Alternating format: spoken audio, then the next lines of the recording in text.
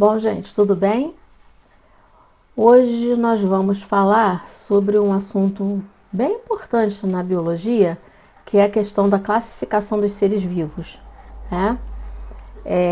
Então, seria, né, o título do módulo Como os seres vivos são classificados pela ciência, né? Ele perguntando.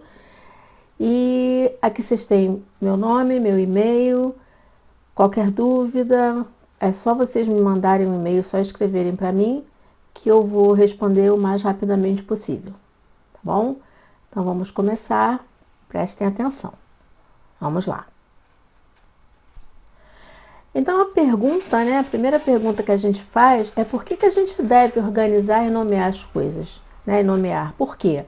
Por que a gente organiza, por que a gente nomeia? Se você vai, por exemplo, você vai a um supermercado, aí você pode observar que está tudo organizado em prateleiras, né?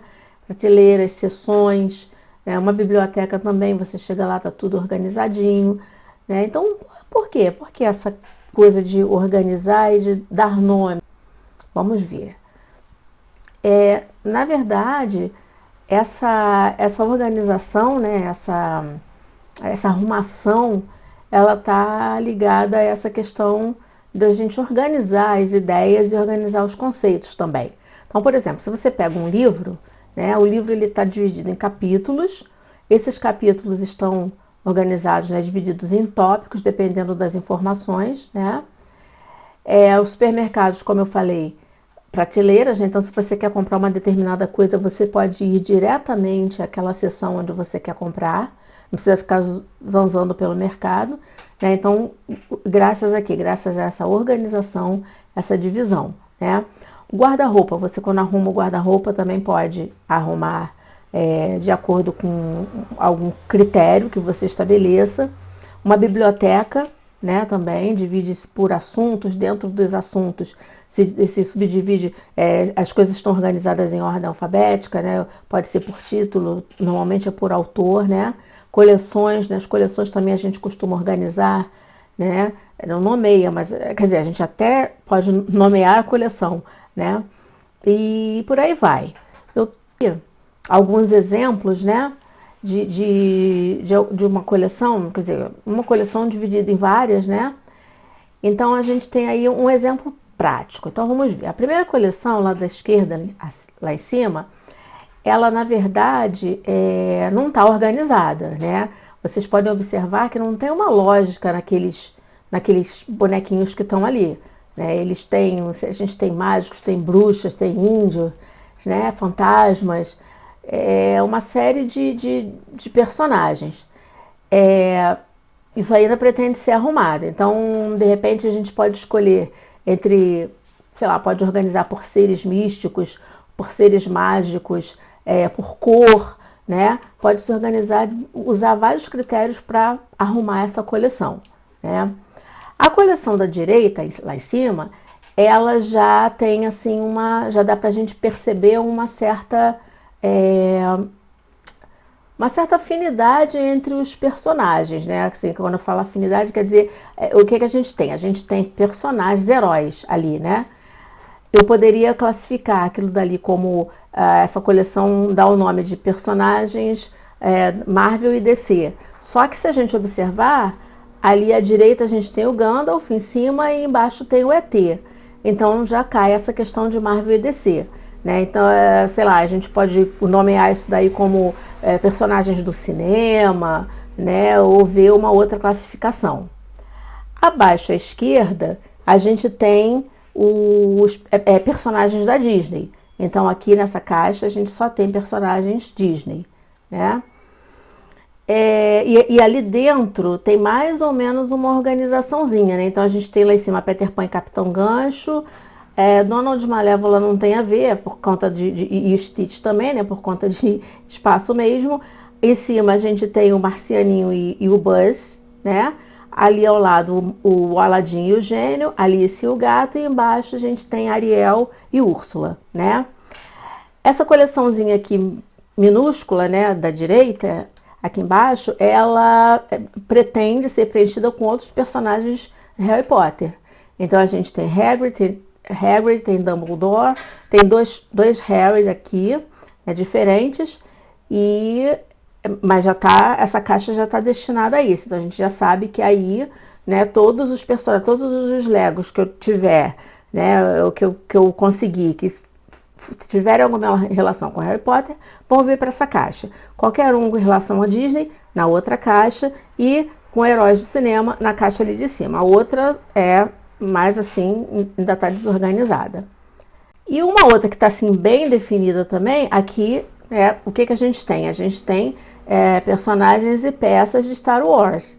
Então, a gente tem aí várias, né? A gente tem algumas naves, tem o pessoal, personagens da primeira saga, né? Da original, tem os personagens dessa última. Então, quer dizer, eles já estão assim bem arrumados. Já tem o nome, tá tudo direitinho, tudo organizadinho, da mesma forma. Qualquer outro personagem vindo que pertence à saga Star Wars, seja qual fase for, vai vir para essa caixa, tá? Então, o que a gente pode observar aí? Essa questão da divisão, da organização fica mais fácil, né? Isso facilita a gente localizar ou a gente encontrar alguma coisa que a gente esteja procurando, ok? Bom, em ciência as coisas não são diferentes, né? A gente também classifica, separa as espécies e essa classificação, essa separação, né, divisão, isso daí é tratado por uma ciência chamada taxonomia, né? A taxonomia, ela permite que a gente agrupe as diferentes espécies de acordo com características comuns, né? E aí a gente vai dar um nome específico, um nome para aquele indivíduo, para aquela espécie que vai identificá-la.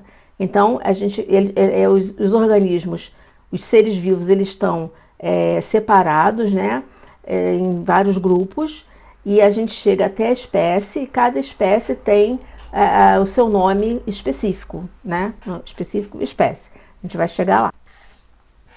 Bom, então a classificação dos seres vivos, como é que é feita essa classificação? Né? Então a gente vai falar sobre isso agora, né? Então aqui a gente tem, né, um grupo de organismos que eu acredito que vocês conheçam bem, né? Esses organismos, eles também estão divididos, né? Assim, então a gente tem aqueles que são do ar, aqueles que são da água e vários outros critérios de classificação. Quando a gente vai classificar alguma coisa, a gente estabelece critérios, né, para poder fazer a divisão e a classificação disso que a gente está querendo organizar. Então, assim, né, a gente não sabe o número total de espécies que existem no planeta. Muitas surgem, né? Assim, estão surgindo, quer dizer, estão surgindo e estão sendo descobertas também. Vira e mexe estão descobrindo novas espécies. Outras são extintas. Algumas podem, inclusive, desaparecer mesmo antes de serem conhecidas. Então, assim, um número exato de espécies existentes.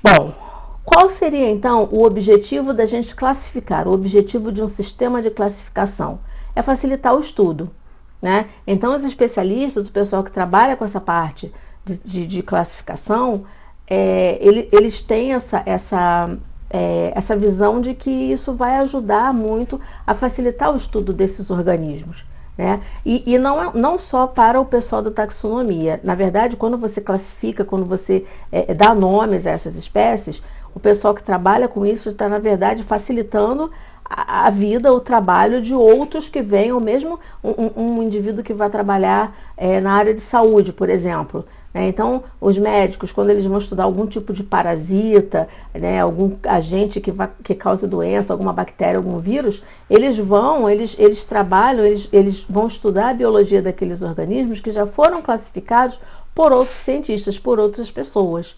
Né? Então, essa classificação ela é muito importante, porque é o tipo de pesquisa básica, né? Mas o nome já diz, é básica, para que outros pesquisadores possam, a partir dessas informações, trabalhar nas suas áreas. Né?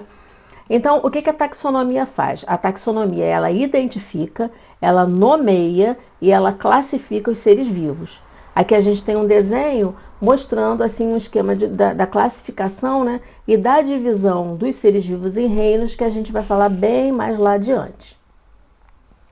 Bom, antigamente, uma das tentativas de classificação, né, levou em consideração o critério do movimento. né? Então, antigamente, né, na antiguidade, algumas pessoas resolveram classificar e classificaram pela capacidade de se mover. Esse seria o critério. Então, se o indivíduo se movimentava, ele era classificado como animal. Os outros, né, que não se movimentavam, eram classificados como plantas. Então, assim, se você for pegar isso hoje, já não funciona, porque as esponjas, elas não se movimentam, aquelas estruturas dos corais, os corais também não, eles estão ali, né, eles têm um movimento, eles abrem e fecham, mas eles não se locomovem, né, não tem locomoção. E a gente tem vários outros organismos, outros animais que não se locomovem, né, que são chamados de sésseis. Então, o que eles são? São plantas? Não, não são. Então, várias conclusões poderiam ser erradas, né? Eles poderiam tirar conclusões erradas. Por quê? Porque eles não consideravam a questão evolutiva, a questão da evolução dos organismos, né? Então, por exemplo, se você considera só a forma, né, só a morfologia, você também pode cometer erros, porque até hoje são feitas várias revisões em grupos em que, por exemplo, o macho e a fêmea são diferentes. Então, quando se considerava só esse critério de semelhança física, morfológica, colocava-se o macho num grupo, a fêmea no outro grupo, e de repente o jovem que era diferente dos adultos era colocado em outro grupo, e ao final, quando isso foi estudado mais tarde, se percebeu que todo mundo pertencia ao mesmo grupo, todo mundo pertencia à mesma espécie, sendo que um era o macho, que era diferente da fêmea, que eram diferentes do jovem, né? Então, levar em consideração só as características morfológicas também pode levar o pesquisador a erros. Então, o ideal, né, e que hoje se faz, é levar em consideração também as características, os critérios evolutivos na hora de classificar e de colocar os organismos em determinados grupos. Quem começou nessa questão de classificação, né, foi Aristóteles, né, e ele e o seu discípulo Teofrasto, eles trabalhavam, né, com essa questão da classificação. Então, Aristóteles ele se encarregou de estudar os animais, de classificar os animais, e Teofrasto classificava as plantas, né? Então, a partir daí, dos estudos dos dois, né, vieram as divisões em determinados grupos. Bom, aqui nessa imagem vocês têm várias fotos mostrando aspectos do trabalho do taxonomista.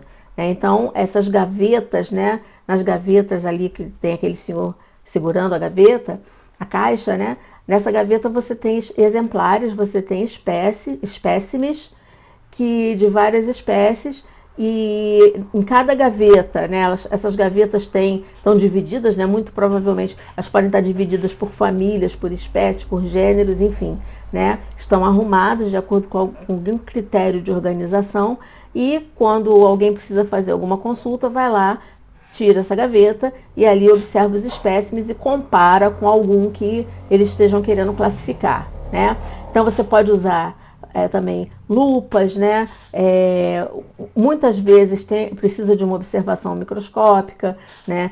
Vários espécimes estão também guardados no que a gente chama de coleção úmida, em que esses indivíduos são guardados em álcool, né? Álcool a 70%. Então, eles ficam ali, né, para estudo. Então, por exemplo, normalmente isso fica nas instituições de pesquisa, né? Nas universidades, nos museus. Então, quando o museu ele tem aquela parte de exposição, né, onde as pessoas vão lá, observam e tal, visitam, e tem uma parte que são os bastidores do museu, em que os pesquisadores trabalham com a questão exatamente de pesquisa, de classificação, etc. Então, é nessa parte que ficam as coleções, que são extremamente importantes aí no estudo da biologia.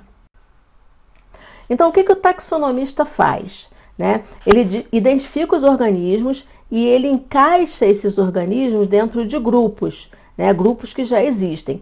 Caso não exista um grupo, caso esse indivíduo, né, esse organismo não se encaixe em qualquer grupo que já exista, novos grupos são criados e aí eles são inseridos nesses novos grupos. Tá? Hoje em dia, a gente tem várias áreas da biologia que ajudam essa questão da classificação, que ajudam a taxonomia.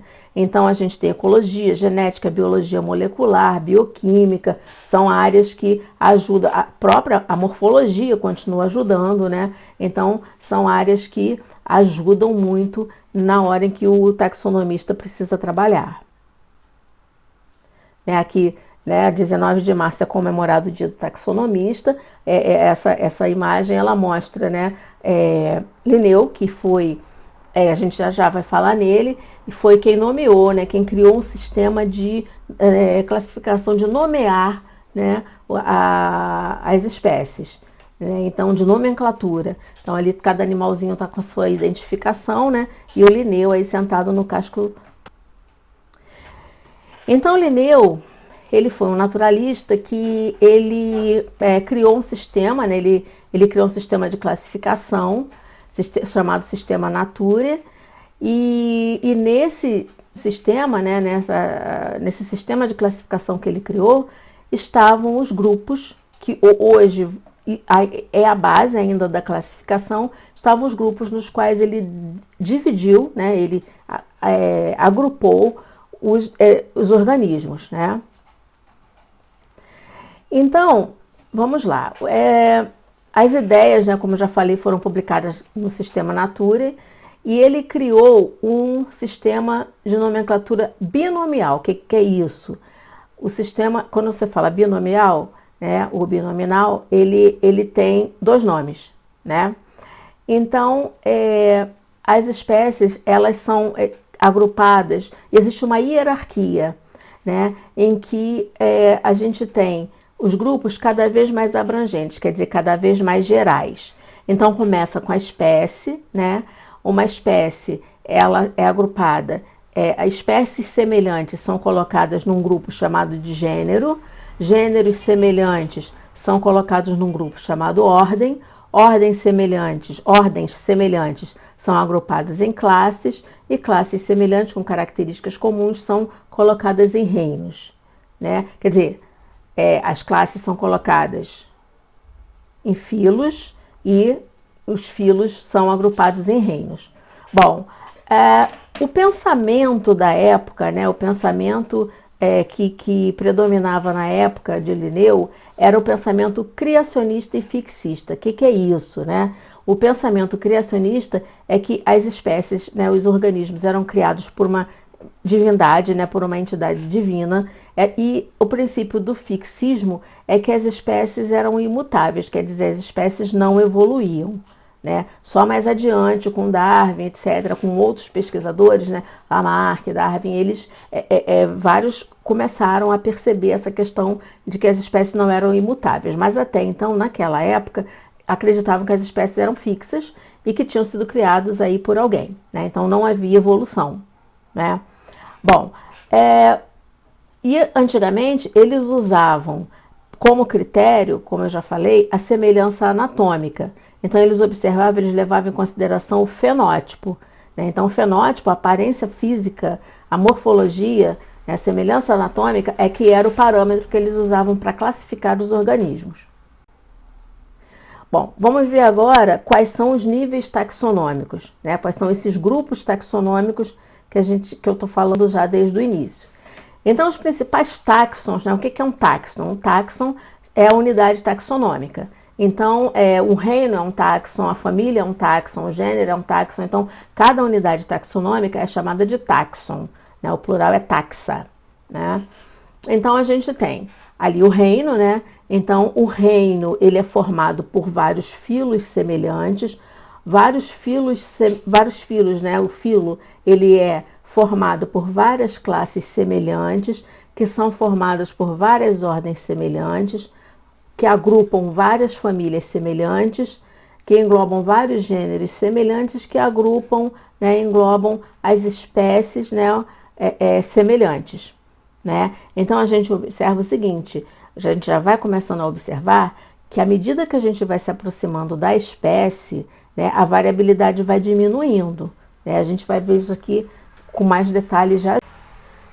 Então, vamos lá. O que é uma espécie, A espécie, ela é utilizada, o nível básico de classificação, a unidade de classificação dos seres vivos é a espécie, tá? Então, o que seria a classificação? Você tem várias ideias, mas a classificação que a gente vai utilizar é essa, né, do Mayr, que diz que são grupos, né, uma espécie é um grupo de indivíduos, né, capazes de cruzar entre si e originar descendentes férteis. Então, se você observar essa imagem, você vê aí vários gatos diferentes, né? Só que eles são da mesma espécie, né? Eles são capazes de eles se reproduzindo, né? Eles cruzando entre eles, e os organismos, os filhotes, eles vão ser capazes também de cruzar e de ter filhotes. Então, os organismos da mesma espécie, eles são aqueles que eles conseguem, né? Eles, quando se cruzam, eles têm descendentes férteis, ou seja, descendentes que são capazes de se reproduzir, né? Aqui, por exemplo, né, outro exemplo ainda pegando os gatos. Você observa, apesar deles serem bem diferentes, né? Você observa que tem assim, vários tipos, todo mundo aí é da mesma espécie. Pertencem à espécie, né, Felis catus, que seria o gato doméstico. Agora, existem variações dentro da espécie, né? Naquele anterior que eu mostrei, eles eram diferentes só na cor. Aqui, nesse caso, tem várias outras diferenças, mas ainda assim eles pertencem à mesma espécie, tá? Se eles cruzarem entre eles, eles vão ter filhotes férteis, tá? Bem, o que são? A gente fala também muito em híbridos, né?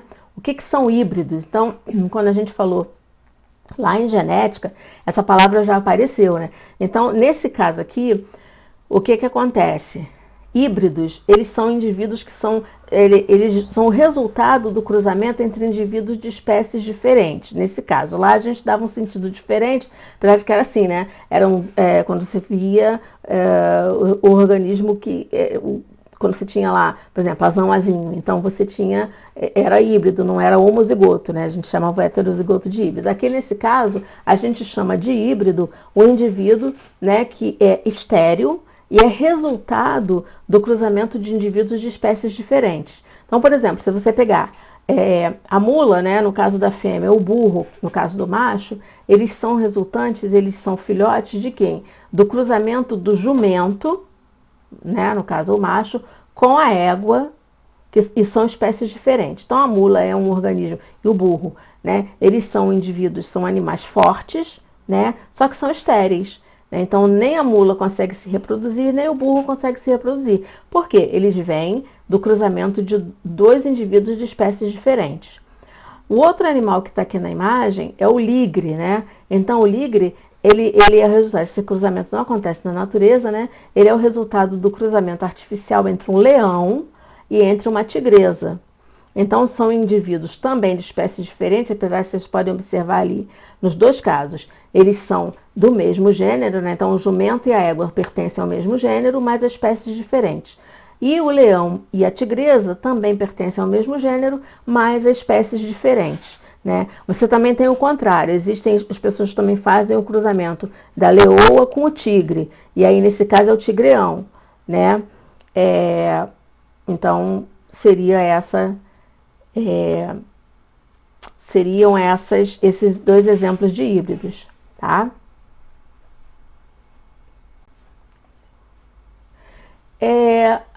Aqui a gente tem, mostrando aquele diagrama, né, que eu já falei para vocês, mostrando a questão do aumento da diversidade e de acordo com o grau de parentesco. Então, vamos ver qual é a relação. Então, a gente tem as categorias taxonômicas, né? Então, a gente tem o domínio, o reino. Então, o domínio, nós temos atualmente 3 domínios, isso é uma coisa assim, uma classificação mais recente, né? Então, a gente tem o domínio que abrange reinos, que englobam filo ou divisão, que engloba classe, ordem, família, gênero e espécie. Então, se a gente voltar àquela definição de espécie, a espécie, ela é a unidade de classificação. Então, o próprio nome já diz, né, a coisa assim, a unidade mais específica, né, é a espécie. Então, quanto maior o grau de parentesco, menor vai ser a diversidade. Porque se você observar, eu vou mostrar isso em imagem, fica mais fácil, quanto mais você se afasta da espécie, mais diferentes os organismos são, mais afastados em termos de parentesco os organismos são, né? E quanto mais você se aproxima da espécie, mais próximos em relação ao parentesco eles são. Então, aqui nesse exemplo, a gente tem aqui um exemplo de classificação do urso polar. Então, vamos pegar aqui o seguinte, o domínio eucária. Então, ali vamos imaginar como se isso daí fosse uma grande caixa e esses organismos estivessem todos dentro dessa caixa. Então, no domínio eucária, você pode observar que você tem algas, alga, cravo, então aí já tem 2 gêneros diferentes, cogumelo, minhoca, etc. Então, tem vários organismos diferentes. Vamos deixar nessa caixa só os organismos que pertencem ao reino animal, só os organismos que têm características de animais. Então, a gente já eliminou ali vários organismos, já saíram da caixa. A gente tem só os animais formando o reino animal. Dentro desse reino, né, desse reino, a gente tem aí também ainda uma mistura. Vamos deixar na caixa só os organismos que são cordados, ou seja, que tem um bastão gelatinoso que a gente chama de notocorda. Então, quem são esses organismos que são cordados? Então, a gente tira a borboleta, tira a minhoca, quem mais a gente tira dali? Tira esses 2 e os outros que sobraram são, então, cordados, né? Bom, estou com a minha caixa cheia ainda, então eu só quero ficar com um indivíduo ali que vai representar a espécie. Então, vamos lá. Quem a gente vai tirar daí de dentro? A gente vai tirar daí todos aqueles que não têm pelos, que não mamam quando filhotes, né? Que não tem orelhas, a gente vai tirar todo mundo. Então, quem a gente tira? A gente tira o peixe, tira o sapo, o beija-flor e a cobra. Todos os outros que ficaram na caixa pertencem à classe dos mamíferos. E aí, não satisfeitos com isso, a gente vai tirar dessa caixa todos os que não têm características da ordem carnívora. Então, a gente tira daí a ovelha, né, e o boi. Ficam aí 2 ursos, 3 ursos e o tigre, né? E aí a gente vai tirar da caixa todos aqueles organismos que não têm as características da família Ursidae. Então a gente vai tirar quem? A gente vai tirar o tigre. Ficam aí 3 ursos, né? Mas eu não quero a família Ursidae, eu quero a espécie. Eu estou reduzindo essa espécie. Então quem eu vou tirar?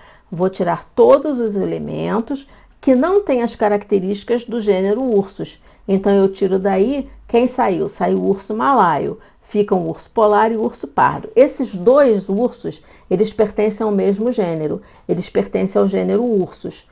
Mas eu só quero o urso polar. Então, eu só vou ficar, né, na minha caixa com o urso polar que pertence à espécie ursos marítimos. Então, se vocês observarem, vocês podem ver que quanto mais a gente foi se aproximando da espécie, menor a diversidade, né? Mais próximos, mais similares em vários aspectos eram os indivíduos conforme a gente ia se aproximando da espécie.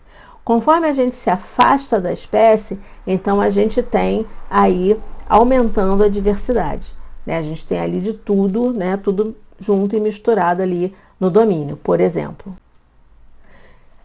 Aqui é a mesma coisa, só que com desenho, né? Então fica um pouquinho mais fácil da gente visualizar.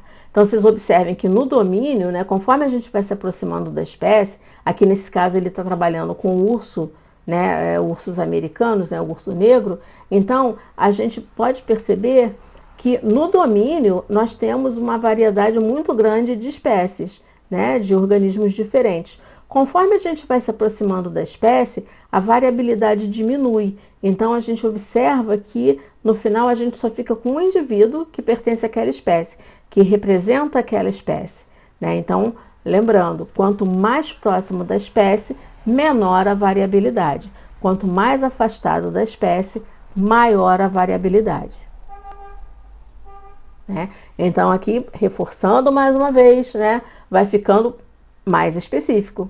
Obviamente, né? Vai se aproximando da espécie, vai ficando mais específico, já não é uma coisa tão geral quanto está lá no domínio. Bom, a gente então já viu a questão da divisão, né? Da classificação. E esses organismos classificados, eles obedecem, para a gente nomear esses organismos, a gente tem que seguir algumas regras específicas, né? Então, a gente tem aqui nessa charge, a gente tem o Darwin, né, que na verdade não foi ele, né, ele não participou dessa questão, só que os estudos de Darwin, né, foram muito facilitados pela questão da classificação e da nomenclatura, né? Porque ele reconhecia, ele classificava os organismos que ele encontrava de acordo com os critérios que já tinham sido estabelecidos antes e também identificava esses organismos. E aqueles que não eram identificados, que não estavam classificados, poderiam ser classificados a partir daí, então, mas sempre seguindo essas regras, né, de nomenclatura. Então, ele fala, inclusive, aqui, né, como a biodiversidade é grande, e biodiversidade é o próximo assunto que a gente vai ver, então, foi necessário criar um sistema com o qual se pudesse classificar e nomear as espécies. Então, vamos lá. Uma outra coisa importante na questão de nomear as espécies, né, dar nomes específicos, nomes científicos, é o seguinte: se você pegar esse bichinho aqui de cima, ele se chama tatuí no Rio de Janeiro. Então, no Rio de Janeiro, o carioca chama esse bichinho de tatuí. Em São Paulo e no Paraná, esse animal já não é chamado de tatuí, ele é conhecido como tatuíra, né? A mesma coisa aqui embaixo. A tangerina, no Rio de Janeiro, a gente chama de tangerina. Em São Paulo, o pessoal chama de mexerica e no Rio Grande do Sul chama de bergamota. Na verdade, eu estou pegando o exemplo só desses estados, mas se a gente for olhar em outros estados, provavelmente a gente vai encontrar nomes diferentes ainda para os mesmos organismos. Então, quando criaram-se os nomes científicos, e é muito importante que eles existam, por quê? Porque quando um cientista estiver falando de um determinado animal, ou de uma determinada planta, um determinado organismo, se ele usa o nome científico, outro cientista de outro país ou de outro estado, ele vai saber sobre que animal está se falando, né? Então, isso facilita demais o estudo. É muito mais fácil, né, de se trabalhar assim do que se fosse trabalhar com os nomes vulgares, porque o nome vulgar ele varia de região para região. Já o nome científico não. O nome científico existem regras que fazem com que garantem que esse nome científico possa ser reconhecido em vários lugares. Você vai ver essas regras. Então vamos lá. O nome científico ele é formado por duas palavras. A primeira palavra ela determina o gênero, né? Nesse caso é o gênero Homo. Então, nós pegamos como exemplo a espécie do homem, né, o Homo sapiens. A segunda palavra, ela especifica qual organismo do gênero Homo está sendo representado ali. Então, nós temos o gênero Homo, o epíteto específico quer dizer a palavra que especifica, como se fosse um sobrenome, né? Quem é esse indivíduo, e aí a espécie Homo sapiens. Bom, o nome do gênero, né, a palavra que representa o gênero, ela sempre vai ser escrita com letra maiúscula. E a palavra que indica a espécie, ela é escrita com letra minúscula. As duas palavras, elas são escritas, elas têm que ser destacadas do texto. Então, elas podem ser escritas em itálico, que é aquela letra deitadinha, elas podem ser escritas em negrito, no caso impresso, né? E quando você está escrevendo à mão, você sublinha o nome científico. Então, esses nomes eles têm que ser destacados do texto. Uma outra coisa importante, o nome científico ele é escrito em latim. Por quê? Porque o latim é uma língua muda. O que significa isso? É uma língua que ela não sofre mais modificação. Como ela é uma língua que não é mais usada, então não tem reformas ortográficas. Então você não tem aquela questão. A gente teve uma reforma aqui, por exemplo, que caiu o trema, né? O hífen também houve modificação no uso, enfim. E com o latim isso não acontece. Então não haveria o problema de ficar, né, a cada reforma ortográfica mudar o nome, né? Então, sendo uma língua morta, isso não acontece. Por isso que foi escolhido o latim. Aqui a gente tem um outro exemplo, né? Rana ibérica. Então, rana é o nome do gênero. Ibérica, ele determina a espécie. E o nome da espécie total, né? O nome da espécie completo é Rana ibérica, binominal. E aqui, Boulanger é o nome do autor, é o nome do indivíduo que descreveu essa espécie, né, que descobriu e descreveu a espécie, e 1879 a data de publicação. Então aí a gente já vê uma denominação assim mais, uma representação mais completa, né? Mas normalmente a gente usa assim só mesmo o nome, vocês vão ver mesmo mais o nome simples, né? Sem o autor e sem o ano, no caso do livro. Bom, aqui é uma curiosidade, né? Esses nomes científicos, eles são dados muitas vezes por algumas características que esses organismos apresentam. Então, por exemplo, Hyla viridis. Hyla viridis, ela é um anfíbio, né? E ali no nome dela, o que está determinado, né, o que está mostrado ali no nome dela é a cor. Então, é um anfíbio verde, viridis verde. Mangifera indica, o nome científico está indicando como é que eu vou dizer, a origem. Então, qual seria a origem dessa planta, que é a mangueira, né? Seria a Índia. Eugênia copacabanensis é uma planta que foi descoberta, né, foi coletada em Copacabana. Tyrannosaurus rex significa rei dos lagartos tiranos. Então, aqui à esquerda, a gente tem os Smough giganteus, que é um lagartinho que recebeu esse nome em homenagem ao Smough, que é o dragão do Hobbit, né? Então, ele foi nomeado com eles colocaram esse nome em homenagem. E a gente tem aqui Dracorex hogwartsia, que é em homenagem a quem? Né? Em homenagem a Hogwarts, porque eles encontraram, né, o fóssil e lembrava também um dragão, e eles colocaram em homenagem a J.K., né? Bom, então aqui o resuminho, né? Os nomes devem ser escritos em latim, todos os nomes devem ser binominais, quer dizer, né, tem que ter 2 nomes. O primeiro é o gênero e o segundo a espécie. O gênero tem que ser escrito com inicial maiúscula, a espécie todo com letras minúsculas. O nome da espécie, ele tem que ser sempre destacado, né? Ou em itálico, ou em negrito, quando está no texto impresso, ou sublinhado quando está escrito à mão, né? Então aqui vocês podem observar, ele está diferente do texto, né? O texto está em negrito e daí os nomes das espécies não estão, porque estão destacadas, né? O gênero, depois que ele é escrito uma vez, ele pode ser abreviado. Então, por exemplo, se eu já tivesse escrito Homo sapiens em algum lugar, na segunda vez que eu fosse escrever, eu poderia colocar simplesmente H sapiens, né? Então, ele foi escrito lá em cima Homo sapiens, aqui embaixo eu já posso abreviá-lo. No caso de subespécies, né, ele tem 3 palavras, né? Ele é trinomial, e aí a gente tem aqui um exemplo, Crótalos duriços terríficos, que é uma subespécie de cascavel. O nome das famílias, né, ele recebe o sufixo ide, e no caso dos vegetais, ácea, né? Então, Felidae, família dos gatos, Rosácea, família da roseira. Bom, a sistemática filogenética ela é um sistema, né, que é uma ciência que ela trabalha com a questão não apenas da classificação, mas ela trabalha também com as relações evolutivas entre os organismos, né? Então a gente tem aqui, né, o estudo da sistemática filogenética permitiu que se formulasse uma hipótese para essa questão da origem dos seres vivos, né, dos diversos grupos de seres vivos. Qual teria sido a sequência da origem desses grupos, né?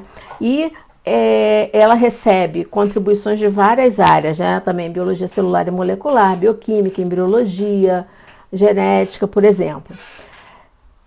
Quanto maiores as semelhanças, não estou falando de semelhanças físicas, quanto maiores as semelhanças genéticas, embriológicas, anatômicas, moleculares, etc., maior vai ser o grau de parentesco. Então, eles selecionam alguns caracteres e trabalham com esses caracteres para tentar estabelecer o grau de parentesco desses indivíduos, né? E essa filogenia, esse parentesco, ele é representado por diagramas que são chamados de cladogramas. Então, o cladograma, ele conta, né, ele supostamente conta a história evolutiva de um grupo, né? Isso aí pode-se estudar grupos atuais e, no caso, grupos que não existem mais, estuda-se isso através dos fósseis.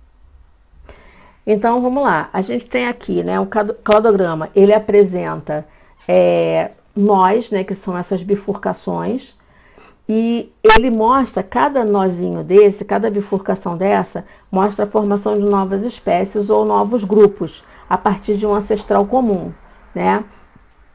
Esses grupos, esses táxons atuais, eles estão na ponta. Então, você tem ali, né, seria um ciclóstomo, né, que não tem mandíbula, um peixe mandibulado, um lagarto, não, desculpa, um anfíbio, um lagarto, um mamífero, ali você tem um primata, ou dois primatas, né, no caso, o homem também ali. Então, vocês observem que aqui na pontinha, né, à esquerda, a gente tem ali no começo, então você teria, a ponta indicaria um ancestral comum, né?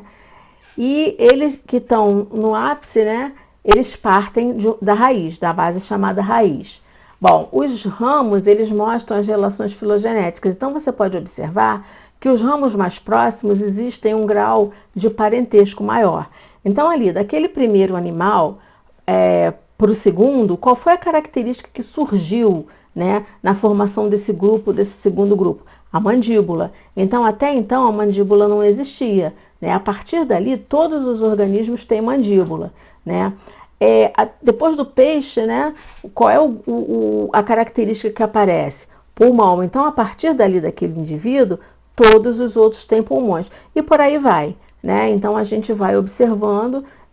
Então, quando chega lá no final, a gente tem, inclusive, mostrando ali, no caso do homem, né? O homem e o macaco, eles têm um ancestral comum, sendo que cauda reduzida. Então, os primatas, eles já não, assim, não todos, né? Mas alguns primatas, eles apresentam a cauda reduzida, alguns.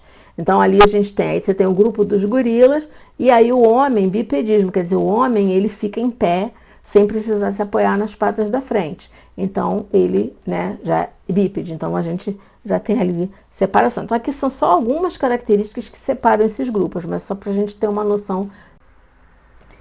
Então, aqui, inclusive, acho que esse daí tem no livro de vocês.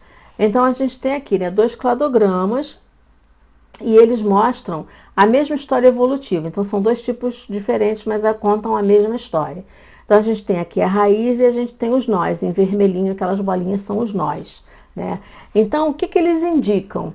Eles indicam que os táxons A, B e C, eles têm relações de parentesco, tá? Só que a gente interpretando, a gente pode perceber o seguinte: os táxons B e C, eles estão mais próximos entre os dois do que de A, porque olha lá, A se separou primeiro, então A já saiu desse grupo primeiro e ficaram ali os taxa B e C, são mais próximos entre eles, né?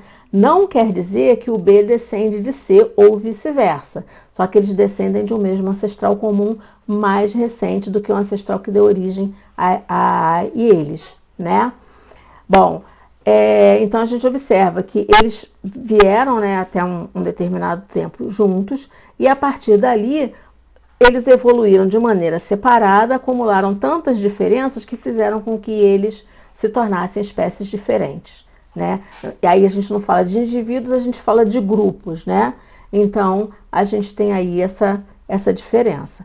E aí ficaram tanto tempo separados que o A acumulou bastante diferenças e ele é bem diferente dos grupos B e C. Aqui, só para ilustrar também, né, seria um cladograma mostrando a evolução dos vertebrados, né, dos cordados. E a gente vai falar agora da divisão dos seres vivos, né, em reinos. Então, antigamente, né, Linneu, ele propôs um sistema de 2 reinos, o reino planta e o reino animalia. Então, existiu o reino das plantas e o reino dos animais, lá entre os seres vivos, né? O Whittaker, vários anos depois, ele cria, né, ele propõe o sistema de 5 reinos. Então, reino Monera, reino Protista, reino Fundi, reino Planta e reino Animalia. São 5 reinos. E mais recentemente, o USE, ele propôs o sistema de 3 domínios. Mantém-se os 5 reinos, só que esses 5 reinos eles estão incluídos em 3 domínios diferentes, né? Então, a gente tem... uma outra coisa. De acordo com Linneu, os fungos eles eram classificados junto com as plantas, né? Então, considerava-se os fungos como plantas antigamente. Até hoje tem gente que pensa que fungo é planta, que o cogumelo é planta, mas não é, né? Bom, e aí a gente vai ver o critério que foi usado para essa questão da divisão em domínios. Bem, então, os 5 reinos, né? O reino Monera, ele engloba quem? Os organismos unicelulares procariontes. Então, quem são? São as bactérias, as cianobactérias, pertencem ao reino Monera. O reino protista, ele engloba as algas, né? E organismos, tanto os organismos unicelulares eucariontes, como as algas, que são também eucariontes. São unicelulares ou pluricelulares e eucariontes. No Monera, a gente só tem procariontes, né? O reino que reúne os seres procariontes é o reino Monera. Já o reino protista, organismos tanto unicelulares como pluricelulares, mas eucariontes. O reino dos fungos, ele já tem, né? Ele engloba seres que são eucariontes, né? Ou seja, tem membrana em volta do núcleo, podem ser uni ou pluricelulares e eles são heterotróficos, né? Então, eles não produzem seu próprio alimento, precisam absorver de outros organismos, cogumelos, mofo, leveduras, etc. O reino das plantas, ele é formado por organismos eucariontes, né? Pluricelulares, então todas as plantas são pluricelulares, e autotróficos, produzem seu próprio alimento. Então, exemplo, né? Nós temos as roseiras, samambaias, mangueiras, etc. E o reino dos animais, eles são seres eucariontes, pluricelulares e heterotróficos. Baratas, seres humanos, serpentes, etc. Vamos só dar só fazer uma observação. Os fungos, eles também são heterotróficos. Só que os fungos, eles são heterotróficos por absorção. Eles absorvem os nutrientes de outros seres vivos. E os animais, eles são heterotróficos por ingestão. Eles precisam ingerir o alimento deles, tá? Bom, de onde veio a ideia da criação dos domínios, né? Ele observou que o reino Monera, né, eles eram todos procariontes, mas eles tinham características diferentes em relação à evolução, né? Então, o que ele fez? Ele dividiu, então, em 3 domínios. O domínio bactéria, ele abrange, né, as bactérias e cianobactérias. O árquea, bactérias que são chamadas de arqueobactérias. E eucária, todos os seres que são eucariontes. Então, ficou dessa forma aqui. Bactéria, né, o domínio bactéria abrange as eubactérias, árquea, as arqueobactérias, e eucária, animais, fungos, plantas e os protistas. Tá? E aqui no eubactéria são, né, os procariontes, bactérias, cianobactérias e tal, e arqueobactérias. Bom, gente, é isso aí. Lembrando, em caso de dúvidas, né, só escrever para mim, manda um e-mail que eu vou ter o maior prazer em responder. E vamos manter a quarentena, né? A gente está em quarentena, mas a gente não está de férias, então não é, né, para sair para praia, etc, etc, né? A quarentena não é férias, fiquem em casa, ok? Até a próxima.